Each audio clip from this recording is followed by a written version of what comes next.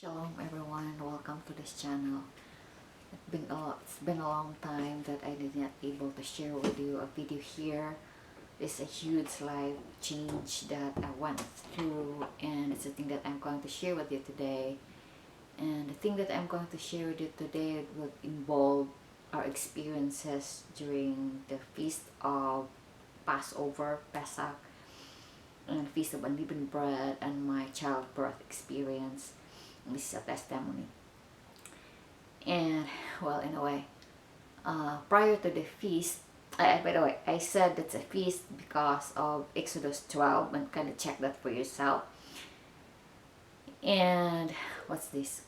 Prior to the feast, my husband and I, and by the way, for those who will be able to watch this video that's not in our faith, just kindly check Leviticus 23 to somehow understand this thing that I'm talking about, like this feast that I'm trying to tell you. So you'll understand it better. And I would say, prior to this feast, my husband and I agreed not to gather with our brothers and sisters in faith because of the thing that we went through that I'm about to share with you. And what's this? But when we are in that decision making, Father brought me back to the days when we were no longer keeping this festival, by the way.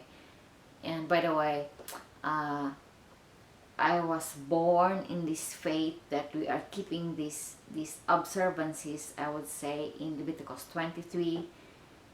And I would say my first feast that I attended with my parents was the Sukkot of 1982. Sukkot is the Feast of Booths, but there's a moment in our life that we ended up getting lost. I would say it started with my father being disfellowed, or I would say we were disfellowed because of these differences of understanding in our faith. And that results to, we went to this group of brothers and sisters that they're keeping the Shabbat not in weekly basis, but based on, we call this one lunar Shabbat, based on the cycle of the moon. And because of that, we get lost of keeping the Shabbat, and then dire poverty came in. I believe that's a result of Deuteronomy 28. And because of that, there were times when we are no longer keeping the festivals, and we're not even our Shabbat. There were already moments when we need to go work as laborers in farms on Shabbat for us to have the food on our table. And it's a really sad thing. And somehow Father is so good that at the age of 24, he called me back, and it started with the thing, by the way, that I did not get lost is reading the scripture. I started to read scripture at the age of 8, looks like, and I started with reading the stories there in the scripture.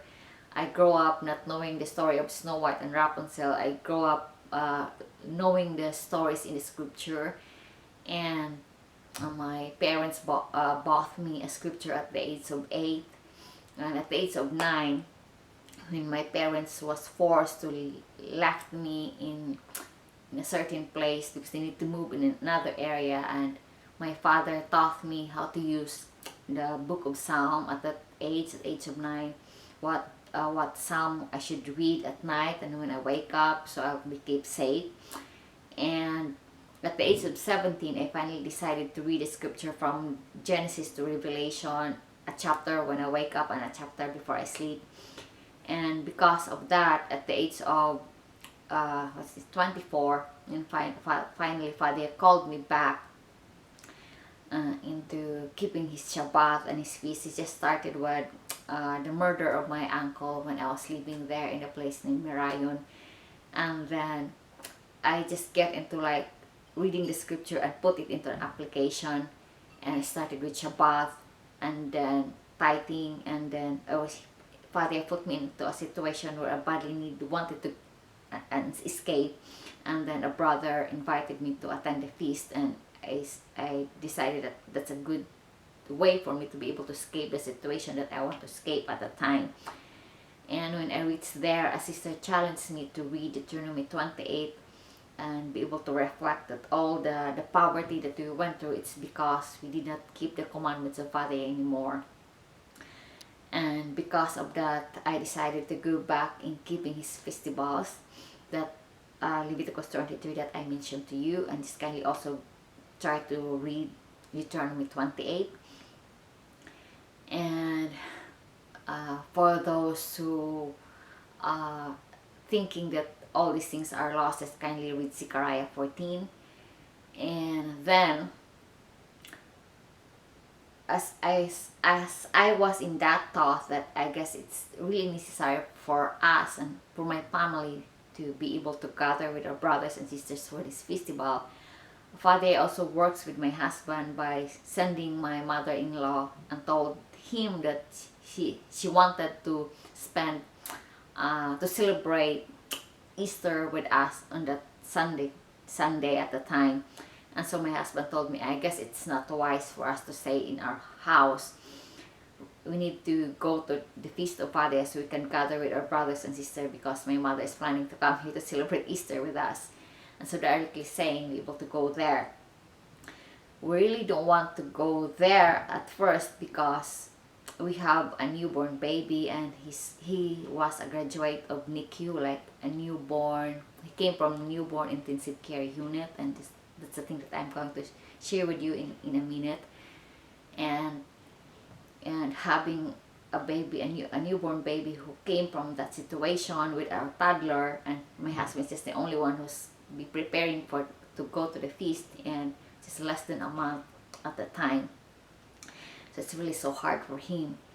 But somehow Father is really so good. I can still remember at the time, we agreed to leave after lunch, but I thought he'll be able to cook everything that we need to bring there in the morning time. But at 3 o'clock he came to our room and said, oh, I need to go to the store because I forget some ingredients that I needed to cook, or the food that we're going to bring there. And I was thinking, oh my Father, how are we going to make it on time? And it's really so sad because what's this? The Passover ceremony will start at 7:30, and we left the house at 7 o'clock. And when my husband came into our room at the 3 o'clock, I already told him in a joke, I told him, I'd just like to remind you that we're going to go there to celebrate the Passover. We will not come there as the death angel. So we need to do as best as we can that we'll reach there at night and not midnight. Well, anyway, the way I would describe our situation at the time, I would really say we are saved by in the neck of time, I would say, because we left at 7 o'clock and the travel time would take us 2 hours and a half, and we need to stop twice because we need to feed baby Yoshia, that's our newborn baby. And we reached there at 9:30, and I was really thinking, oh my, for me the Passover is really the most important among those observances and festivals mentioned in Leviticus 23. I say that so because that among those observances there, it's just the only observance that there's a second Passover for those who can keep the first Passover. So I believe it's very important observance, and that needs to be kept. And so while we are in that situation, I was thinking there's really no chance for us to be able to keep the Passover already, because it's too late already. I was thinking, since we have our unleavened bread and juice, I was thinking maybe after when we reach there, we're just going to keep it in our room where they assigned us. But my husband said, when we reach there, we need to gather with them, and whatever would be left for us, that's the thing that we're going to keep. And I obeyed him, and amazing, because we reached there at 9:30, and when we get into the room where they gathered, it's really the very moment that they were going to partake the Passover, the communion, the drinking of the wine and the partaking of the bread. And it's really so amazing for me, the work of Father, that he really made us be able to partake his Passover. And a lesson to learn for me was that if we just really endure and keep working with what he commanded for us, and he works for us, and it's really amazing. And I believe we can glean something for that, that don't give up, just keep enduring, just keep persevering. And it's so amazing for me. And by the way, so let me share with you now my testimony, and hoping if I can still have time, I'll share with you the thing that I learned from the Passover too. But I would just like to say that my memory is really not working so good this time, because of the very long time of sleepless nights that I wanted to. Well, anyway, uh, if you know my desire, I really have a desire to have a second child prior of giving birth last March 17th. And because I really don't want Zephaniah, our son, to be alone. And I'm desiring supposedly to have a baby girl, but Father give me a baby boy. And well, I'm pricing for him because there's something that he reminds me, and I'm going to share with you. Hope I'll not forget. And my eyes is blinking to sleep this night for a very long time. Please keep me in your prayer if you can. And well, let's go move forward. So I had a miscarriage last 2020 that made me learn that being in this anti-seizure medicine, the midwife that we approached at the time told me that it's impossible for me to bear a child that will grow in the right size and would have, I would always, she said, since you are in this anti-seizure medicine, the child that you're going to conceive will not grow in the right size and would have a weaker bones. And because of that, I told myself, if that's the situation, then I will forget this desire of mine to have another child anymore. And what's this? But okay. But last year, 2021, I conceived again. And I was thinking I might have another miscarriage again. And having 2 miscarriages already is so shameful for me. And so I told my husband, will not let anyone know this time that I'm pregnant. So if I'm going to have another miscarriage again, no one will know it anymore, because for me it's already so shameful that I have 2 miscarriages. Like my womb becomes the grave of the child that I'm conceiving.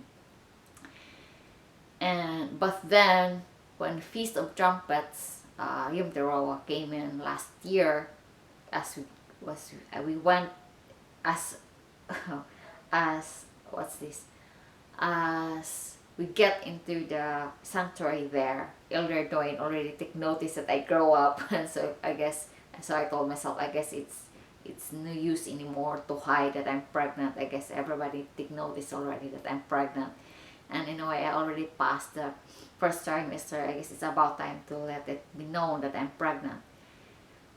And so, but then, by the way, a sister told me that she had miscarriage at week 20 weeks of her pregnancy.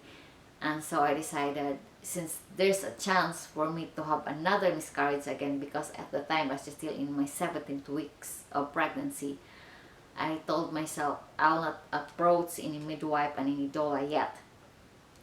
And then I'm thinking I'll do it by the week 22. But then a possibility for us to move to Arkansas at the time came in because of a job opportunity for my husband. I decided to move to Arkansas. We were considering to move to Arkansas. It didn't happen. So I ended up approaching a doula at the week 22 of my pregnancy. And at the time, I was really rejoicing and praising Father, because I really passed the weeks so that I might have pregnancy. Like I can already tell that sure I'm gonna reach to the end of my pregnancy. I'm going to have another baby again. But then as I approached that doula, my praising and my rejoicing was eaten up, because as I approached her, my view with regards to birthing a child is really, I want it to be home birth and natural birth. Because for me, giving birth is not a sickness that I need to go to the hospital or approach any doctor. And for me, everything in childbirth is the perfect design of our Creator for a certain child to be born, and that's the healthiest way for a child to be born. I would say just like a butterfly inside a cocoon, everything, all the hardship that a butterfly went through there, and all the hardship that a baby went through as he get out from the womb, out to this world, is for me is a perfect design for a child to be born, and that's Father's design, and I love it. And so that's how I want my child to be born, natural way. Though I know there's really exemption with every rule, I would say, and when there's a need, we left no choice but to let the intervention come in if there's a need. But if there is nothing to be worried for, I want it to be in that way, natural way. And then Father's way, I call it that way.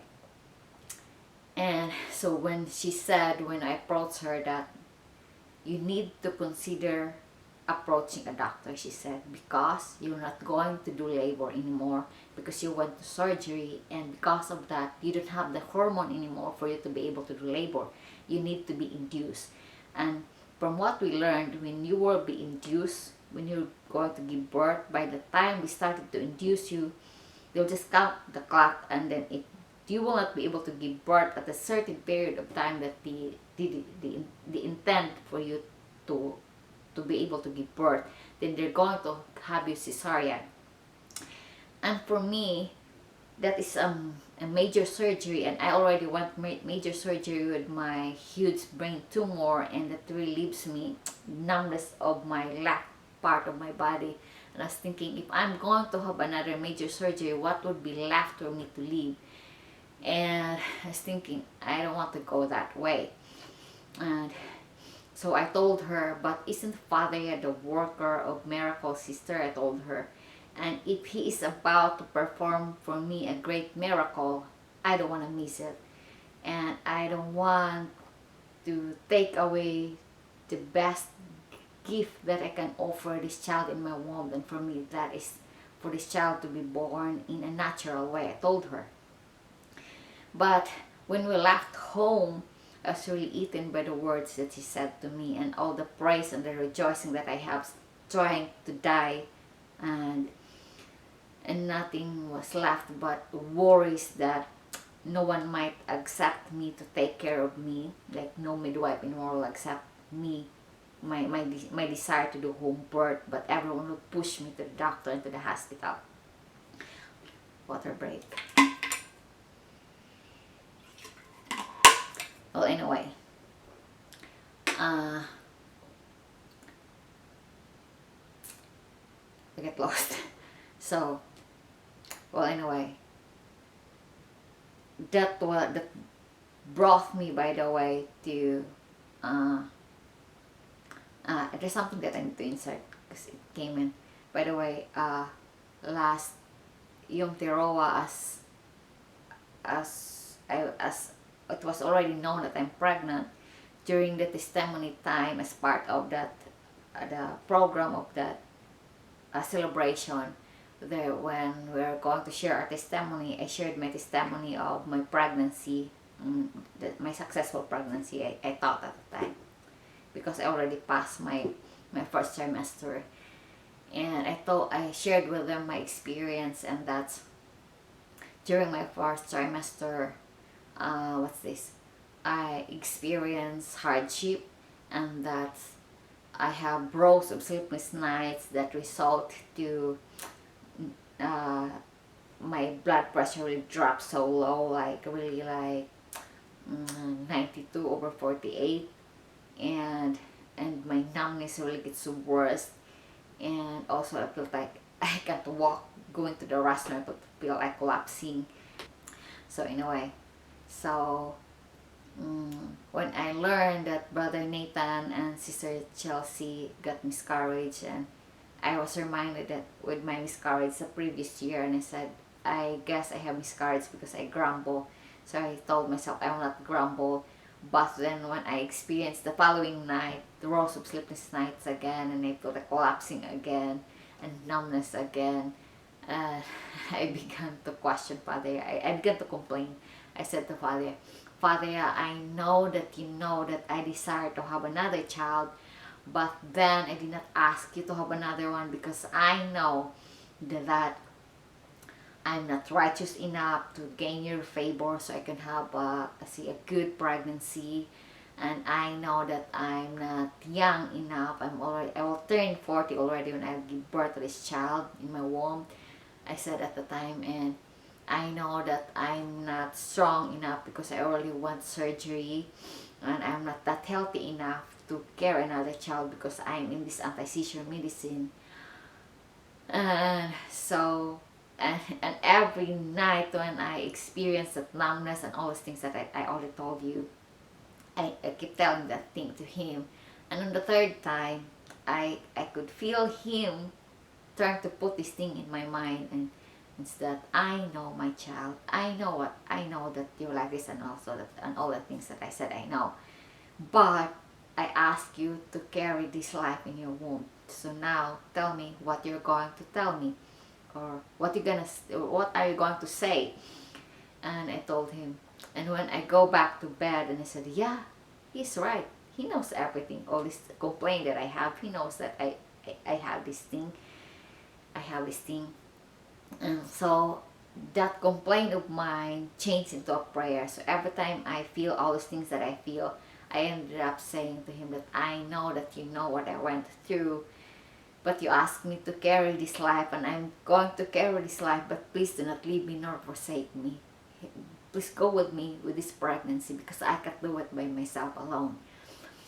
And so wait, let's go back to when I already approached that doula, and all my hope or my rejoicing and presence were eaten up, and was like what's left was worried.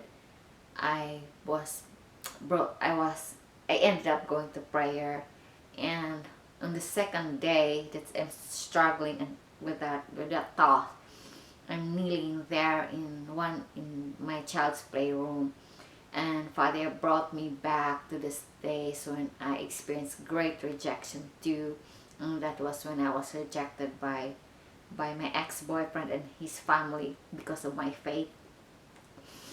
And by the at the end of my rejection, Father opened my understanding, and he told me that uh, it's not that guy who rejected me and his family. It was him who did not choose that guy for me because he has someone better for me. And because of that rejection that I went through, the door was open for my husband Sebastian, and ended up that we get married at the very uh, Feast of Purim, where my child Yoshia was born too. And it was brought back to me, and he ended up telling me that it was not that Dola who rejected you, it was me, because her faith is not enough for the thing that you're about to went through. And as I remember, as I finished praying at the time, my husband came into the room, and he know that I'm praying because I'm kneeling down, and he said, "Mommy, your prayer was answered. Is answered," he said at the time, because a certain our previous midwife with Zephaniah sent me a message, and she said that she is coming to see you, and if she will check you up, and if you are not at risk in your pregnancy, then she's going to take you as her client. And amazing, because as she did to me the prenatal checkup and everything, she really said that I really in a great pregnancy situation, and he even gave me a grade of, it's an A1 plus, like that really great grade of pregnancy. Like, my water is good, my nutrients is good, baby's heartbeat is good, my heartbeat is good. And he said the baby's head is down and everything's really good. But then, in the last part of pregnancy already, as she already decided to stay in our house, she found out that I easily get tired. And so she asked me, "What's your concern of this pregnancy?" And I told her, "I observed that I have less strength, and that's my worry, that I might not have the enough strength for me to be able to do the desired birth that I want, the home birth and natural birth." And she said, "That's what also my concern, that's what I observed with you." But then I fought back and I said, "But isn't Fadia, with the word, the very word that I told the daughter that I approached who rejected me, I told her, my midwife, that, but isn't Fadia is a great worker of miracle," I told her.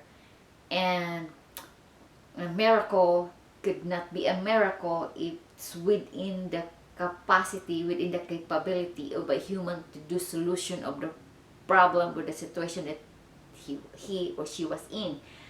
And I cited to him the situation of the Israelite as they came out from the land of Egypt, where in front of them is the Red Sea, and the side, and they are in the ravine, and in their back are Pharaoh's soldier. It's a miracle. It's beyond the capacity of a human being to resolve the problem that he is in, or she is in. And so I told her once again that if Father were about to perform to me a miracle, I don't want to miss it. And amazing, because she was reminded, as I told her the thing, she was reminded of the story that I never know, that was the story of the very daughter of our sister in faith.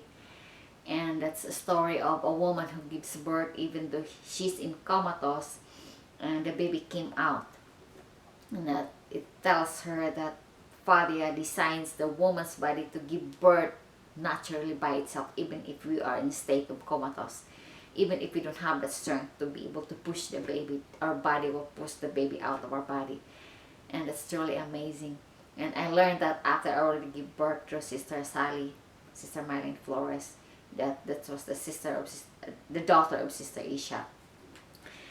And so we keep going with the birth, deciding to do a home birth and natural birth. And every time he will check the head of the baby, he could really touch and feel the baby in the heartbeat and the bottom of my womb. That makes her think that the baby is really in head first position. And I can only say that with all those things that I say that I know, there's a lot of things that I do not know. And well, anyway, as the day when I'm about to give birth, that was March 16th, at 3 o'clock in the morning, I already began to have blood show, and we learned that I'm about to give birth. And I did not able to sleep already, starting the 3 o'clock in the morning from the March 16th until I gave birth on March 17th. And there were instances that I'd scream. I would say last Feast of Sukkot, I screamed twice. And every time I'd scream, Father, there's something in my mind that telling me that when you're going to give birth, you're gonna scream. Just like, and I'm trying to find out if that's okay or that's shameful, it's not the right thing to do. And then amazing, because I found two things that's really, I believe it's there in the book of Psalms, cry aloud. And also with the scene in the wall of Jericho being broken down, they cry out. And also in the book of Jasher, if that's a book that what's this, a reliable source, I would say, you can see there the way the patriarchs really go their battle, their fight. They really scream and cry aloud that their enemy would run in fear. And prior to my birth, I also screamed twice, and that midwife really gets scared because I never know that she's around, and I just screamed because it was a certain situation. And amazing, because at that night before that, night of March 15th, I screamed and I never knew that she's there. And she kept his things from the house and left without saying a word because she gets scared. And when I learned that, there's something that came into my mind, that what if I'm going to scream so loud when I give birth, to cry out for help, and she gonna left me and run away. And on that March 16th, because my husband's still working at the time, and his boss know that he's about to do parental leave. Her boss really want their works to be done, the things that needs to be prepared before he will have leave needs to be done. And so she required him of a lot of meeting at the time, and I don't want him to go work at the time because my labor pain is already getting so painful, and I couldn't do work anymore because I didn't have a good sleep too. And about 11 o'clock, I thought he came into the room to bring me some food, but instead she's answering the question of the midwife because she's away, because she left, because I screamed. And I ended up getting angry because after he asked me of all those questions that the midwife asked him, to tell him to that he's good, that he needs to ask those questions to me. How's my contraction, the time of my contraction, and etc. And then after I answered his question, I thought he already prepared for it, but he ended up saying, I can't take care of you this time because I have 3 meetings to be done, and I'm really so hungry. I'm like, oh, what? And I told him, I'm telling you, I'm gonna give birth to this child even without you and even without that midwife. I told him. I never know what does it mean until the following day when I give birth without them. And what's this? So I really did not have a sleep at that night, March 16th. And at, what's this? 1 o'clock in the morning, March 17th, I already begin to shiver in the pain that I feel. And so we called the midwife, and she came in about 2 o'clock in the morning. And because I felt the feeling of starting to, I want to push already the baby. And at 3 o'clock, blood more came out and the mucus plug came out. And I know, with seeing the blood, I know that when blood comes out first than water, I'm going to have a painful birth. And about 4 or 5 o'clock, my water bag started to leak and clear water came out. And then about 5 or 6 o'clock, I began to feel, it was the first time that I understand what dilation meant.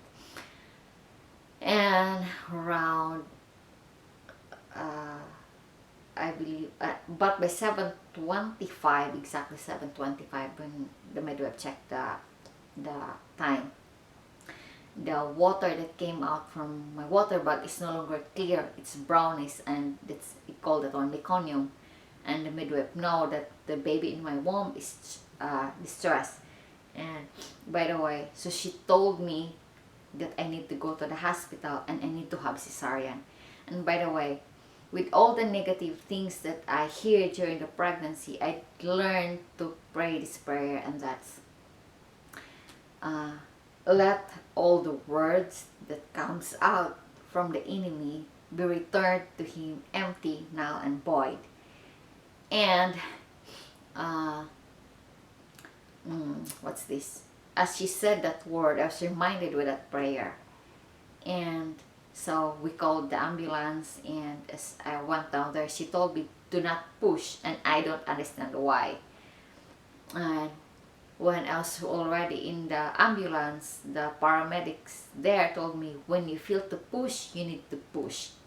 And I pushed, and as we traveled, by the way, Father gave me a very strong contraction that I'm able to scream and then push so hard, because there's really nothing you could feel when you feel the thing but to push and to scream.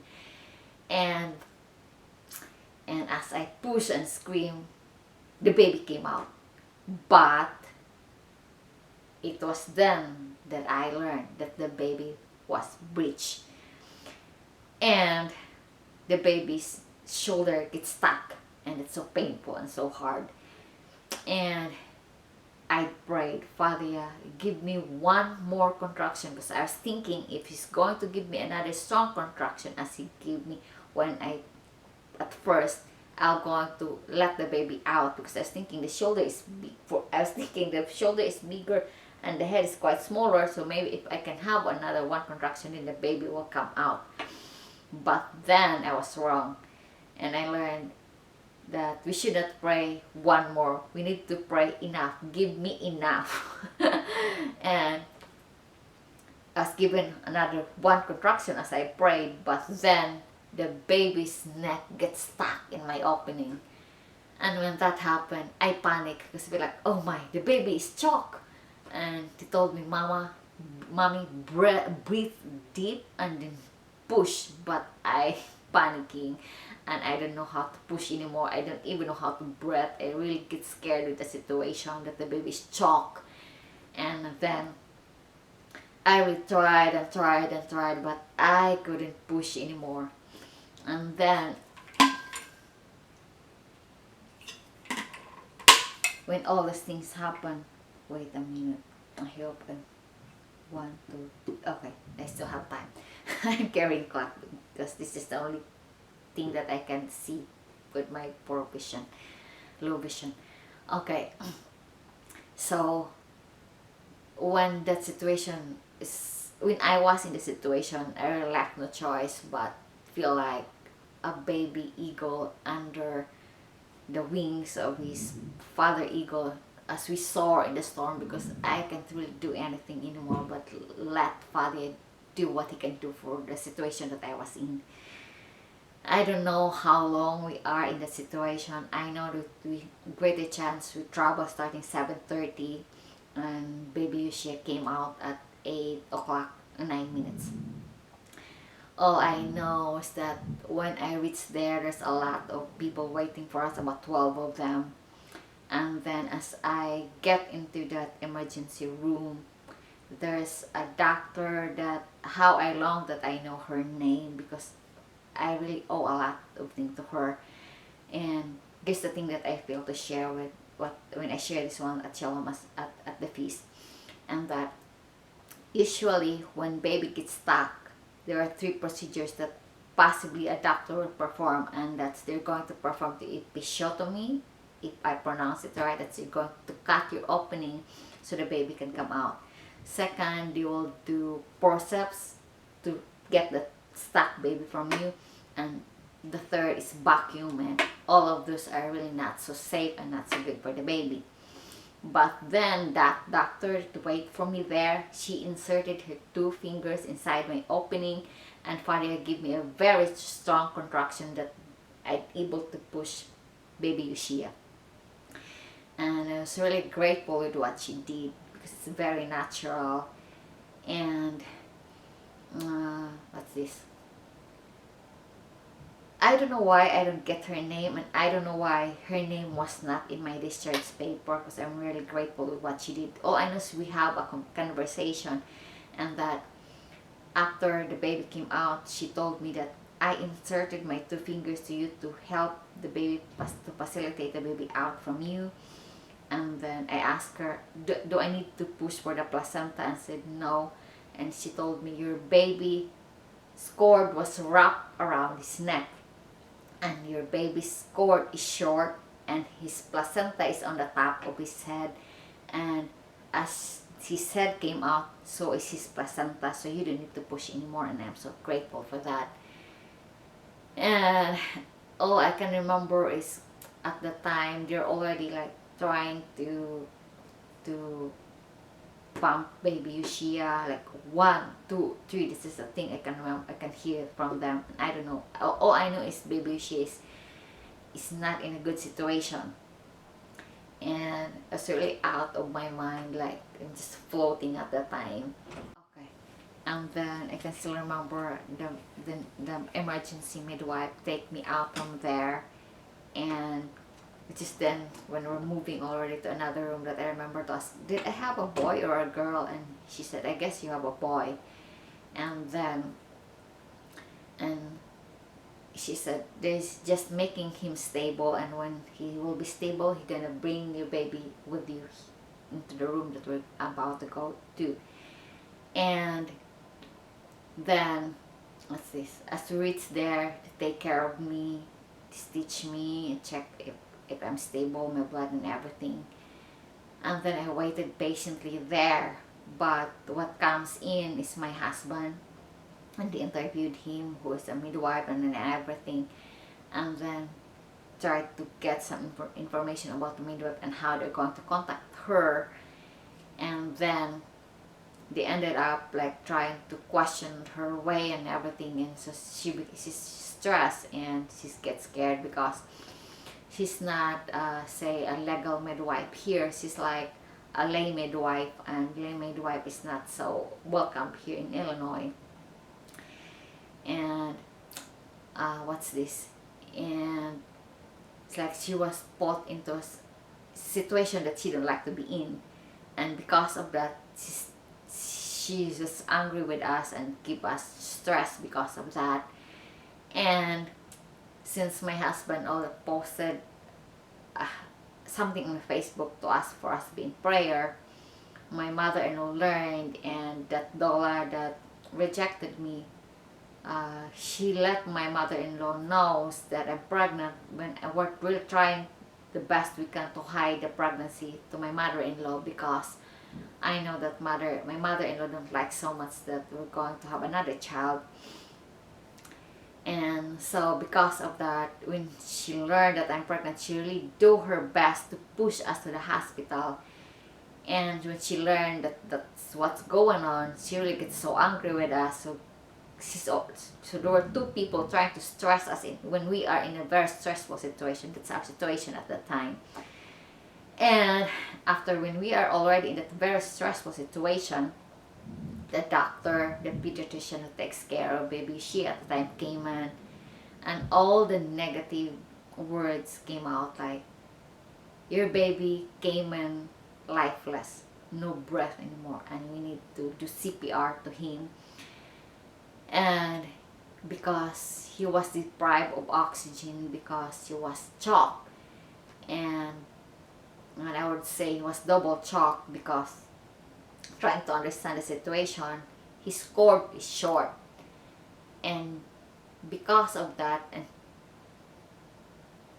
his cord was short and it was wrapped around his neck, and so every time I push him out of my womb, and he needs to carry his placenta with him, and that's the reason why he was distressed in my womb, because the cord, the short cord, is choking him inside my womb, and as he get out, his second choke in my opening, and so this double choke, I would say. And when he reached the hospital, he really don't have breath anymore, he's lifeless. And so they said because of that, his brain is starting to produce acid already to his body, and he's now having seizure, she told us.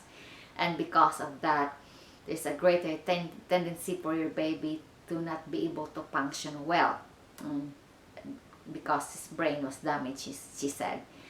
And oh my, it's very stressful situation that at the time like I feel like starting to blame myself with everything, blame myself for not pushing, blame myself for pushing, and blame myself for a lot of things. And then my husband, I began to speak it out to my husband, and my husband began to blame me also a lot of things, and we're crying already, and we don't know what awaits anymore.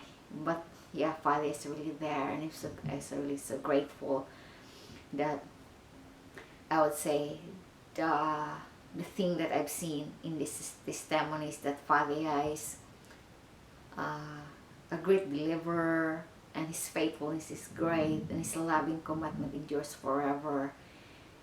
And yeah, he's really so kind and so powerful.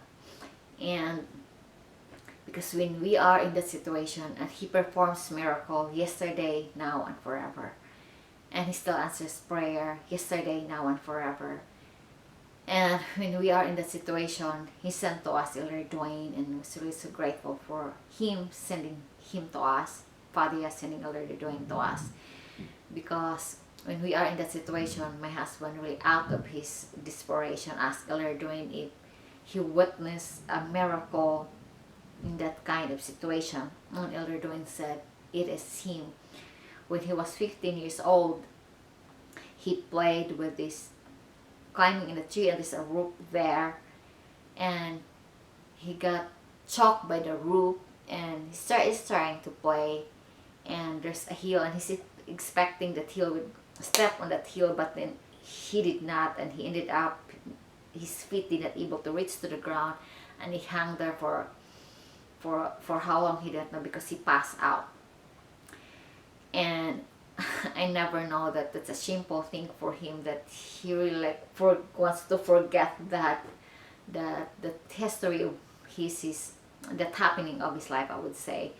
But it's amazing because Father used that thing that he don't like to share to be able to give us hope, to give us light at that very moment of our lives.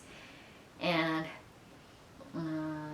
when we heard of the thing, and I guess what happened is his mother really needs to ask the help of their neighbor, and somehow he was brought to the hospital and was saved. And so amazing that Elder Dwayne's brain was not damaged and he became an elder in our congregation here. And it's so amazing how Father works miraculously in a situation like that, and it gives us hope.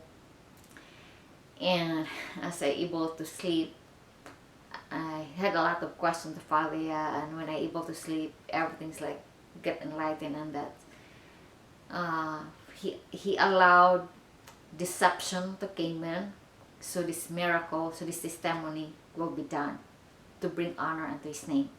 That midwife that takes care of me really in great experience, I would say, because she started to work as midwife in her 20s, and at the time she's already 61 years old, and she would even claim that she caught babies more than any doctors because of very long experience that she went through. And she already caught, and she already caught a lot of baby in different hard situations, like name it, twin baby with a wrap cord around their neck.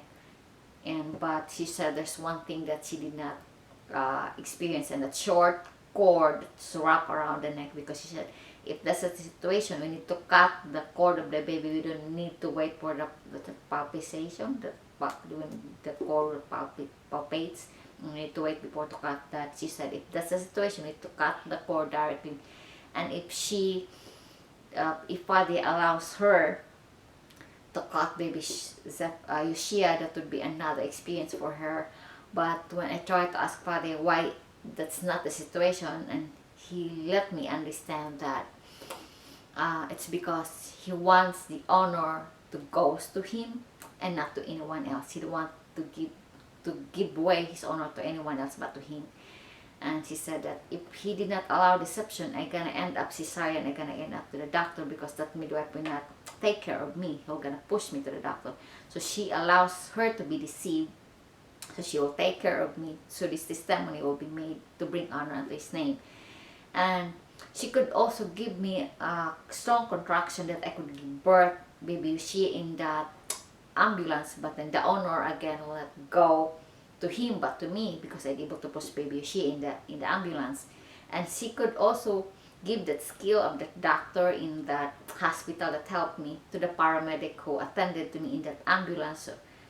But then once again, the honor will go to the paramedic and not to him. And if the midwife did not take me as his client, I'll go cesarean, and the honor will not go to Father but to the doctor that will take care of me. And also, he made me understand that he did not allow all those things happen because he wants to gather a lot of people to witness the testimony, the miracle that he performed, from those people that was in the emergency room, up to the people who takes care of me in the hospital, going to the NICU, and even after this time, they really said that that's a miracle, and they were amazed and stunned with what Father had done. And what's this? It's a long testimony. And anyway, all these things that was pronounced to baby Shia, Father let baby Shia knock them down. And the amazing thing They cooled down baby Yoshia, by the way, for 3 days, and the problem that we might face with that cooling phase is that baby Yoshia might have heart attack and his blood might get clogged, and that might result to his death. And then after that, they start to warm him up, and they said that the greater problem that we're going to face in warming phase is baby Yoshia might have greater amount of seizure. It didn't happen. It was knocked down. And because of the situation, there might be damage in his brain, but amazing, they were all stand because the result of his MRI shows that baby shouldn't have any brain damage at all. And it's truly, truly amazing how wonderful his work. A few minutes left, so I can try to share with you the things that I've learned, and I'm sorry my brain's really not functioning as at its best, I would say, as I said, because baby she stays in the NICU for 11 days, and he was circumcised, by the way, and that's an amazing thing. We never expect that he can be circumcised because of the situation that he went through, but we managed to make it. Praise yeah for that. And what's this? The things that I learned from the Passover. Yeah, as I already said, if we just endure and persevere, Father works for us too. And this word sakar from Brother Steve Deneve, and that's to mark us, to seal us, if you will, and that's the purpose of that is for redemption. And another thing is this haruth is freedom. That's Hebrew for freedom, and sakar, by the way, is Hebrew for remember, and it's to mark us, so Father can take notice of us, and the purpose of this is for our redemption. And also, I can't help but agree with Elder Dwayne as he discussed why is it that we celebrate the Passover on the night of the 14th, and it's because that's also the time frame that Yeshua and his disciple celebrate Passover, and also there is really the Passover lamb when they partake that Passover, and the verse for that is Luke 22 verse 8, if I'm not mistaken. And I also agree with him in that matter, and I would really say all this Passover lamb, unleavened bread, wine, that all resembles it, that all was this to represent Yeshua.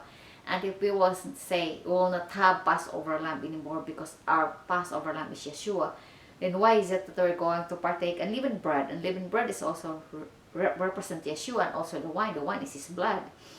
And so yeah, and by the way, before I forget this, it was my first time to taste roasted beef, roasted lamb in a Passover way of preparing lamb, and it's so yummy. First time in my life, yeah, it's so amazing, and it's really about to be done. The verse that keep repeating in that feast is somewhere in Isaiah 40, and that's he gives strength to the weary.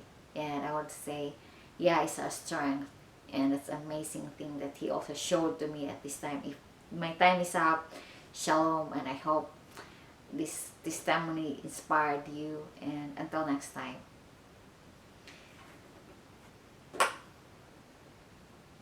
Let me count. 1, 2, 3. Oh, I still have 5 minutes. Sorry. Okay.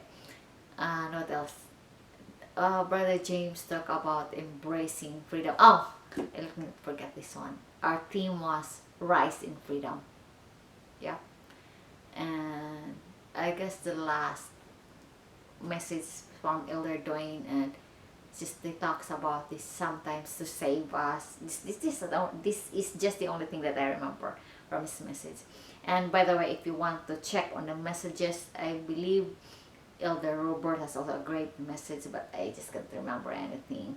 Just go on Shalom Assembly, check it on YouTube, and Elder Dwayne's message, and this is my token from him, and that's sometimes saving our lives gives us scars, and that's his story about this boy who jumped into a pond, tried to swim, and he never knew there's an alligator.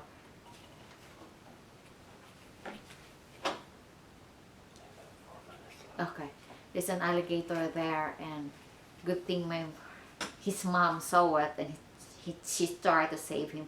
So it also the farmer, and ended up be able to save him, but his foot was a, it's a scratch from the alligator, and it leaves scars from him. And then since it was not so known that this alligator there, it was in the news, and everyone was like seriously intrigued with what he went through, and so he went, and a reporter interviewed him and asked for what's a scar for, and he explained that the scar on his foot was from the alligator, and then he saw a scar from a scratch on his arm, and he thought it's also from the alligator, but he said no, that's from my mom, and that's his mom were trying to save him, take him out of the pond. And so sometimes really to save us from a situation leaves us a scar, and I could help but relate that. And when I would really say in my situation, like when I was deeply in sin, and Father, yeah, you will try to save me from that situation. And so he gave me sickness a lot of times, and this eyesight of mine, and this titanium plate on my head. He keeps reminding me every time I cried out, I cry. He said to me that that titanium plate on your head, that is my reminder for you not to go in the way that I don't want you to go, to constantly remind you of the thing that you went through that I don't want you to go through. So with your eyes, and it's better for you to inherit eternal life with your low vision, and then to have your clear eyesight and lost eternal life. And so be thankful for that. It might be so painful for you to carry, to bear, but just hold on and persevere and endure till the end. And so I do hope that once again that this thing that I shared with you is worthy of your time. Until next time, shalom be upon your home. Until next time, shalom.